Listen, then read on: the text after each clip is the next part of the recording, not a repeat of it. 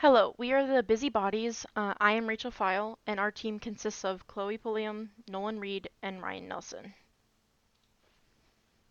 Hi, my name is Chloe Poyam, and I will be providing an introduction to the culture shocks of Pakistan.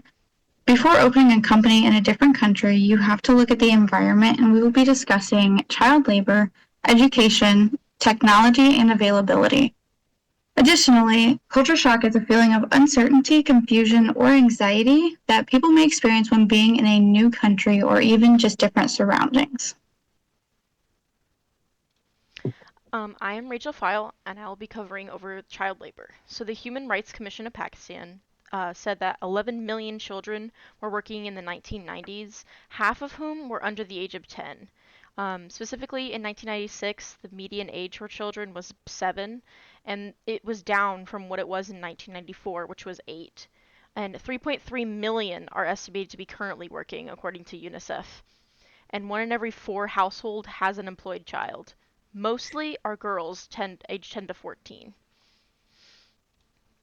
And as for the child labor laws, they have some to help back up child labor and help stop it, such as the Factories Act in 1934, which was a law that consolidates and regulates labor practices, specifically with factories, and has special provisions for children to help protect them. The Employment of Children Act of 1991 prohibits the employment of children under the age of 14 years old for hazardous work. And then the Bonded Labor System Abolition Act in 1992 outlawed the practice of bonded labor and freed bonded laborers from their debts, including children. Hi, I'm Nolan Reed, and I will be talking about the technology in Pakistan. Pakistan ranks 91st among the 133 in the Global Innovation Index as of 2024.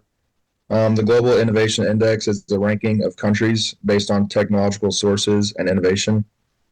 The biggest impact that Pakistan has made is definitely the education system. E-learning platforms, digital classrooms, and the online resources have made it more widespread. This has revolutionized teaching methods, which adds skills to improve technology.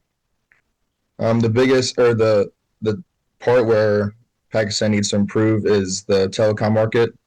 The market size in Pakistan is 4.67 billion US dollars as of 2025. To put that in perspective, the US telecom market is 1.7 trillion. The Pakistan government is working on bringing 5G into the nation by next March. The industry is still less developed than other Asian countries. Next, I will be talking about the education system in Pakistan and many problems that riddle it.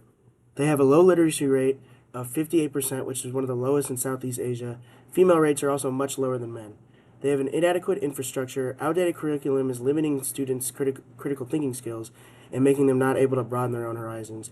Teacher training is also very insufficient, and they're not trained properly on how to teach the kids. There's also many disparities, such as gender and class. There's many financial constraints. The education sector receives less than 3% of the GDP. The national recommendation is 4 to 6. Many families cannot afford education as well.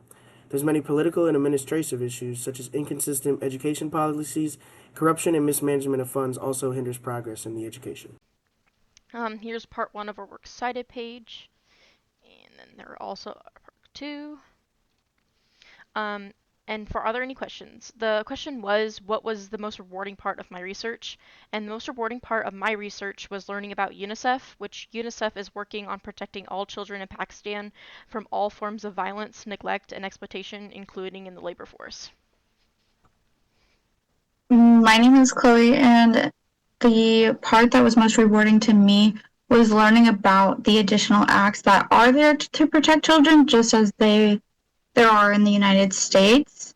And just knowing that the children are protected not only here but there too is very rewarding. I'm Nolan Reed, and the most rewarding part that I found in the research that I did was just seeing how fortunate we are with the technology we have and the advancements we have. The question was, what was the most rewarding part of my research? The most rewarding part of my research was getting to learn about the many disparities that happen in the education system in Pakistan, and also being able to be grateful for what we have here in America, and also being able to take time to think about what we could do to help these children to make sure they get a proper education.